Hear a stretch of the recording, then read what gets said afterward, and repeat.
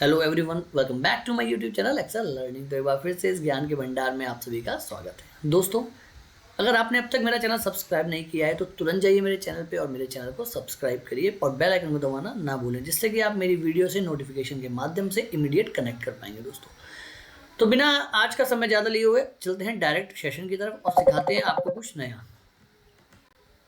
तो सिखाते हैं कुछ नया दोस्तों कि आज हम आपको क्या बताने जा रहे हैं। देखिए, आज हम आपको बहुत ही इंपॉर्टेंट चीज़ बताने जा रहे हैं, जो कि मैक्सिमम लोग जब जाते हैं इंटरव्यूज़ के लिए और डाटा ऑपरेटर और कंप्यूटर से रिलेटेड, एक्सेल से रिलेटेड जो क्वेश्चंस पूछे जाते हैं, उसमें से एक क्वेश्चन है जो जरूर पूछा जाता है कि काउंट और काउंट ए में क्या डिफरेंस है। तो what is the difference between count and count A.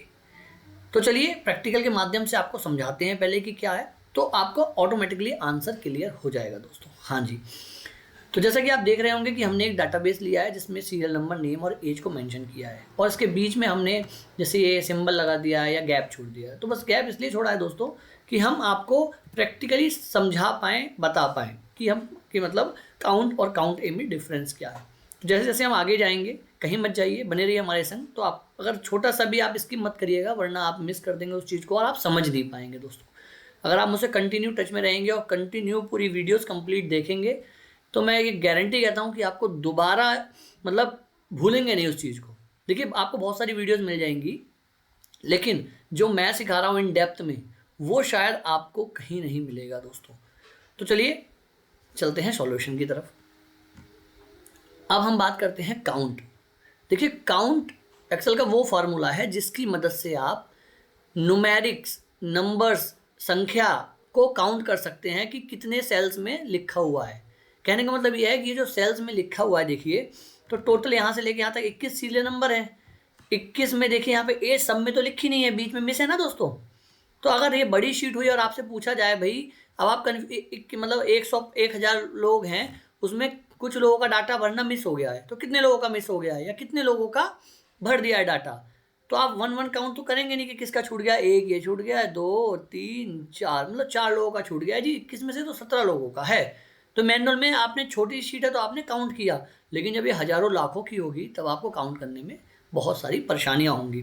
तो चलिए उस परेशानी को दूर करते हैं और बताते हैं आपको छोटा सा सॉल्यूशन। आपको करना क्या है, आपको लगाना है फॉर्मूला। पहले हम एज की बात कर रहे हैं, तो हमने एज कितने काउंट हैं ये काउंट करना है कि कितनी जगह एज लिखा है। तो कोई भी फार्मूला लगाने से पहले इज इक्वल टू, या फिर हिंदी में बोलते हैं बराबर का सिंबल लगाते हैं और लिखना है काउंट। जैसे आप काउंट लगाएंगे उसके बाद ब्रैकेट लगा दीजिए दोस्तों। देखिए, ब्रैकेट लगाने के बाद मांगता है वैल्यू 1, वैल्यू 2, जितनी भी वैल्यू है आपको सिलेक्ट कर लीजिए। अब यहाँ हमने पूरा सिलेक्ट कर लिया जितना भी हमें काउंट करना है। अगर नीचे तक होगा तो दोस्तों आप सबसे लास्ट तक सिलेक्ट कर लेंगे और ब्रैकेट को कर देना है बंद और एंटर प्रेस करना है।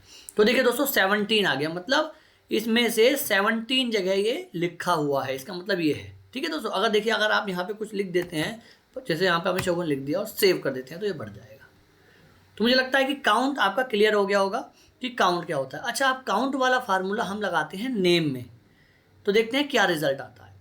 Is equal to COUNT, bracket को करा स्टार्ट और नाम को किया सिलेक्ट और ब्रैकेट को कर दिया बंद और कर दिया एंटर। ओहो, ये 0 आ गया। अब आप लोग सोच रहे होंगे अरे ये तो फार्मूला वर्क ही नहीं किया है, तो गलत हो गया। और यहाँ तो देखिए बहुत जगह लिखा है लेकिन यहाँ तो 0 दिखा रहा है।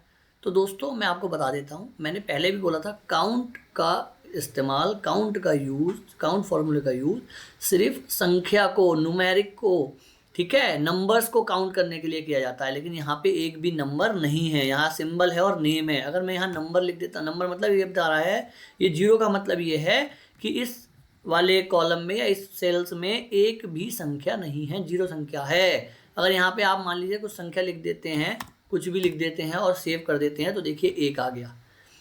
तो मैं सोचता हूँ कि दोस्तों मतलब आपको ये चीज़ समझ में आ रही होगी क्लियरली कि काउंट का इस्तेमाल कहाँ किया जाता है। ठीक है, अगर आपको अल्फ़ाबेटिक और सिंबल्स और क्या नाम है, कुछ भी सारा काउंट करना है कि मेरे सेल्स में कितना लिखा है, सिर्फ नॉन एम्प्टी सेल्स को काउंट करता है, एम्प्टी सेल्स को काउंट नहीं करेगा काउंट ए। कहने का मतलब यह है कि अगर आप काउंट ए लगाएंगे तो उसके माध्यम से आप कोई भी कैलकुलेट, मतलब कोई भी काउंट कर सकते हैं कि मेरा कितना जो सेल है उसमें कितनी जगह भरी हुई है, वो सेल फिल्ड है। समझ गए दोस्तों। अब मैं एक बार लगा के बताता हूँ तो ज़्यादा समझ में आएगा। इज इक्वल टू COUNT और A। देखिए हर प्रोसेस सेम है, बस काउंट के आगे A लगा देना है, फिर करना है ब्रैकेट स्टार्ट और ये नेम वाला हम सिलेक्ट कर देते हैं अल्फ़ाबेटिक वाला और ब्रैकेट कर देते हैं क्लोज और करते हैं एंटर।